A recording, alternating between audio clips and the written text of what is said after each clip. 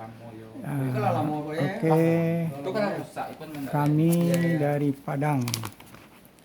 Assalamualaikum warahmatullahi wabarakatuh. Saya Haji Marjali BE SA, konten kreator dan 2 channel. Satu Marjali channelnya, satu Marjali Sinago, 2 channelnya Pak Marjali. Hari ini saya sebagai Ketua PWRI Kecamatan Padang Selatan dan pengurus PWRI Kota Padang dan Ibu Yulnani Mariani sebagai Ketua Kerta ikut salah seorang jamaah Surau Sumpu Pasagadang, yaitu Bapak Insinyur Samsi Alam yang biasa dipanggil Uncu. Uncu ini mengungkapkan kegalauannya dalam tulisan. Orang banyak tahu Jalan Khatib Sulaiman Padang, tetapi banyak yang tidak tahu Khatib Sulaiman tersebut sosok pejuang dari Minang yang berasal dari Sumpu Singkara. Sumpu Singkara yaitu Batipuah Selatan, Kabupaten Tanah Datar. Untuk ini kami ingin tahu Sumpu Singkara ini beserta objek wisatanya. Jangan lupa subscribe dan like ya. Encu, mau tanya Cik Encu. Setahu saya, Surau Sumpu yang berada di Jalan Pasar Mudi nomor 1, kenapa umumnya orang menyebut Surau Sumpu berada di Pasagadang? Coba Encu terangkan. Terima kasih Pak. Kita bersama Piut Cicit dari Khatib Sulaiman dengan penggiat Pak Fauzi Tarmizi, penggiat sejarah Bapak Firman. Oke, silakan Cu. Saya Pak Firman. Ya, Firman. Ya. Terima kasih gitu Pak Haji.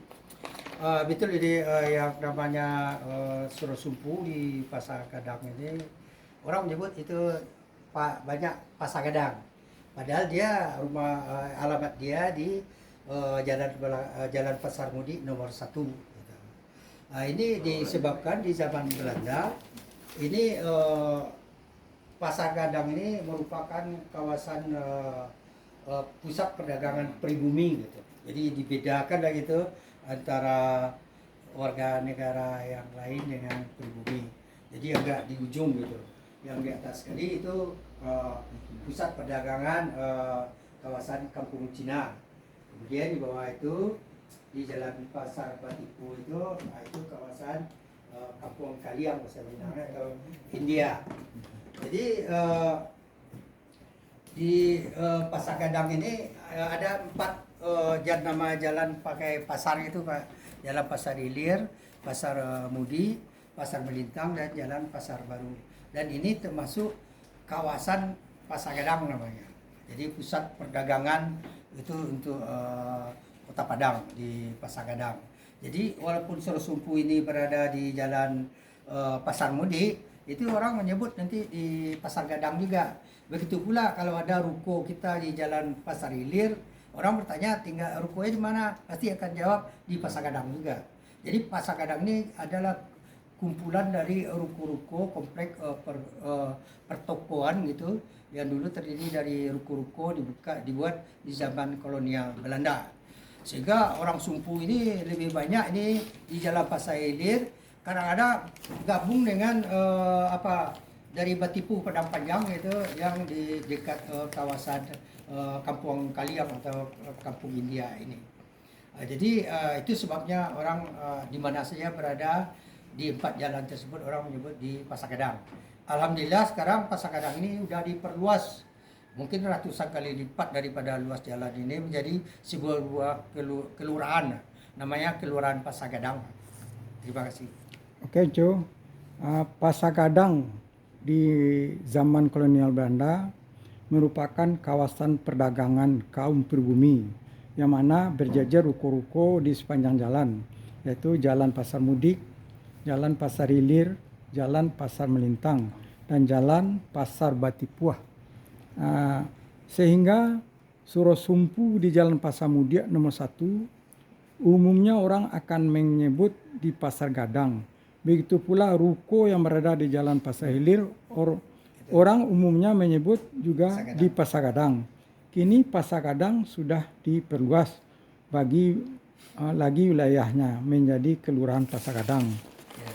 Yang saya tanyakan Uncu, jalan-jalan ini apakah masih ada masyarakat berniaga? Kalau Pasar Gadang ini dikuasai oleh orang Sumpu.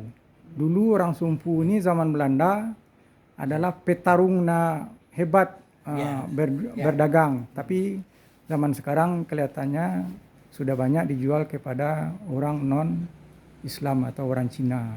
Ini mohon Uncu yang selama ini kenal mengenai masalah Sumpu ini. Ini Oke, Uncu. pengamatan saya nih Pak. Nampaknya dari Sumpu ini sebetulnya ada budaya merantau itu Pak. Jadi dengan adanya merantau bukan berarti Sumpu ini nagari yang gersak, enggak. Ini banyak pertanian tadi kita lihat kan, umumnya ada apa namanya, pohon kalau di Padang saus gitu. Kalau di sini apa namanya Pak? Di sini? Manila gitu Pak. Jadi langsung nama Manila, saya tidak tahu, mungkin orang Sumpu ini kan sudah dekat pula dengan Pagaruyung kerajaan. Jadi dulu kan kita tahu Filipina ini kan kerajaan yang awalnya ini kan dari Minangkabau. Jadi mungkin juga orang Sumpu ini banyak yang dibawa ke Manila, nanti di sana dibawa ke Manila itu kita tidak tahu bagaimana pastinya.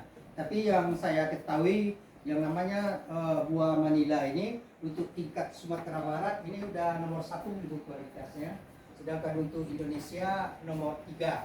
Ini yang saya Indonesia 3, untuk Sumatera Barat nomor 1. Nah, di Indonesia Apa desain lah keluar dari untuk Indonesia. zaman Pak SBY. Oh, udah kualitas nomor 1 untuk Indonesia. Oh, jadi bukan lagi provinsi Pak. Ya. Jadi ada info baru ini dari, coba diceritakan sedikit Pak. Dari Itu dalam waktu juga. zaman Pak Presiden SBY. Coba ceritakan Pak Fauzi. Ceritalah Pak. Waktu zaman Pak Presiden SBY kan sudah ada itu Pak, dikeluarkan sertifikatnya, suruh apa, sawo Sumpu itu tuh memenuhi kualitasnya untuk paten. Desainnya nomor 1, kualitas nomor 1.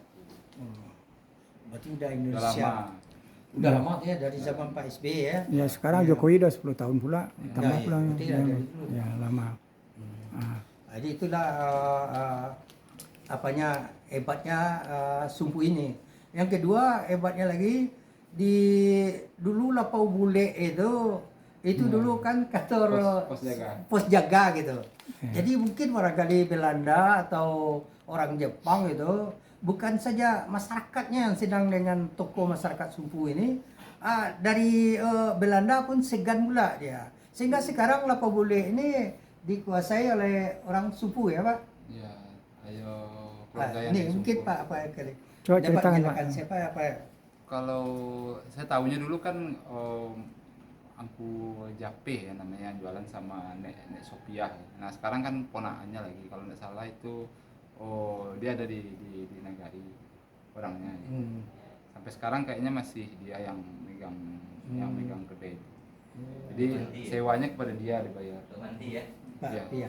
iya. Nah, gitulah Pak. Ya. Pak. Satu lagi Cu. Perannya kata Bapak sepak terjaga orang Sumpu tuh. Gitulah apanya. Ya, petarung. Petarung apa ya Pak? Ya. Ya, gitu. Berdagang petarung. Ya. Nah, satu lagi itu.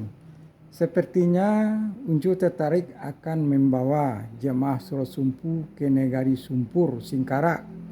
Apa kira-kira menjadi pertimbangan Uncu? Satu, ini jemaah Uncu ini akan ikut Jemaah Suro Sumpu ke sini sama anggota AMBO PWRI Padang Selatan. Insya Allah tanggal 18 Januari sudah diputuskan. Jadi kita anggota saya menelpon menanyakan apa saja yang dilihat di sana Pak Ketuanya. Saya mengatakan rumah tempat kelahiran Khatib Sulaiman dan juga ada perkampungan Minang.